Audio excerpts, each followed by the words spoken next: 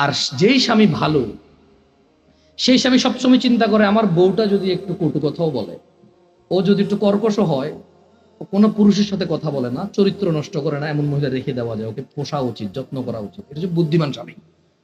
একজন বুদ্ধিমান পুরুষ কি করে, যখন ওর বউ চরিত্র ভালো থাকে, কি থাকে, যখন ওর বউর চরিত্র ভালো, মানে কোনো পুরুষের সাথে কথা বলে না, কোন পুরুষের সাথে দেখা দেয় না, খালতো ভাই, মামতু ভাই, আড়াতো পাড়াতো, এসব ভাই ভাইটাই নাই, ক্লাসমেট, হ্যাঁ, এসব ভাইটাই নাই, কথা বলে না এগুলোর সাথে।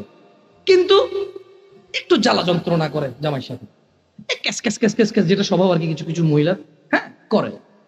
এই সারাদিন এই নাই সেই নাই, কমপ্লেন আর কমপ্লেন। কিন্তু ঘরের ভিতরে কোথায় কোথায় একজন বুদ্ধিমান পুরুষ ওই মহিলাকে রেখে দেয়। কেন? ওই মহিলাকে আদর যত্ন করলে এটা মানুষ হবে, এটা চরিত্র ভালো। এটা কি ভালো? চরিত্র ভালো।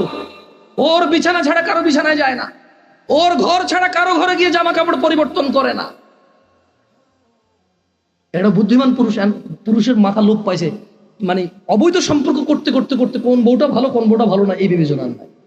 এখন রান্নার দোষ, বাপে ল্যাপ তোষক দেয় নাই সেই দোষ, এই কাঁঠালের দিনে কাঁঠাল দেয় নাই ওই দোষ। এখন বউর আর কোনো দোষ খুঁজে পাই না। এখন ল্যাপ তোষক দেয় নাই, সোফা দেয় নাই, টিভি দেয় নাই, ফ্রিজ দেয় নাই, আমের দিনে আম দেয় নাই, জামের দিনে জাম দেয় নাই, শীতকালে ওই যে কি কয়টার দাওয়াত খাওয়াই নাই, তোর ভাইয়ের পোলার মুসলমানই হয়েছে, আমার এখান থেকে 15 জন খাওয়াই নাই, তোর ভাইয়ের বিয়ে হয়েছে, আমার মাত্র 4 জনের দাওয়াত দিয়েছে, 10 জনের দেয় নাই। এখন বউর কোনো দোষ নাই, এখন এই দোষ দিয়ে শুরু করে দিচ্ছে। জাহেল পুরুষ ভালো মেয়েদেরকে ওইভাবে সংসার নষ্ট করে দিচ্ছে। তো আমি মহিলাকে বললাম যে আপনার তালাক হয়েছে বা হয় নাই, কত দেওয়ার আমার যোগ্যতা নাই।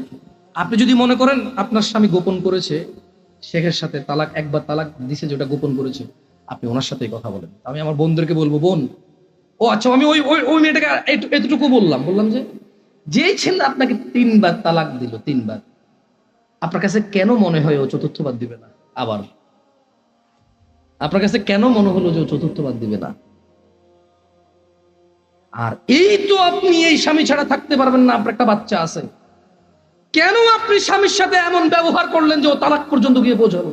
ওর উপায় কি? ওই বেচারার উপায় কি? ধরলামও খারাপ, ওর চেয়ে নিকৃষ্ট পুরুষ আর এই পৃথিবীতে আমি ধরে নিলাম। আপনি যদি ওর সাথে এমন ব্যবহার করেন যে ও তালাক দেওয়া ছাড়া রেখে উপায় নাই, একটা ঘরে আগুন লেগে গেছে, বের হবে না মানুষ? মানুষ বের হবে না? এই দরজা বন্ধ, সেই দরজা বন্ধ, সেই দরজা বন্ধ, জানলা দিয়ে হলে তো মানুষ বের হবে, বের হবে না? তা আপনি এমন এক সংসারের মধ্যে কেরেঙ্গাল লাগাই দিয়েছেন, কিস্সা কাহিনী লাগাই দিয়েছেন, এমন এক অশান্তি লাগাই দিয়েছেন, ও আর তালাক ছাড়া বেরোতে পারছে না। এমন করলেন কেন? এই যে এখন কান্নাকাটি করতেছেন, এমন করলেন কেন? এই যে বলতেছেন আমি এখন ধৈর্য ধরবো, আমি আর মুখে মুখে বলবো না, আমি আর ওর অপছন্দ হয় ওর বাবা মায়ের সাথে খোটাখুটি করলে এখন আর করবো না, আমি আগে কেন ভাবেন নাই?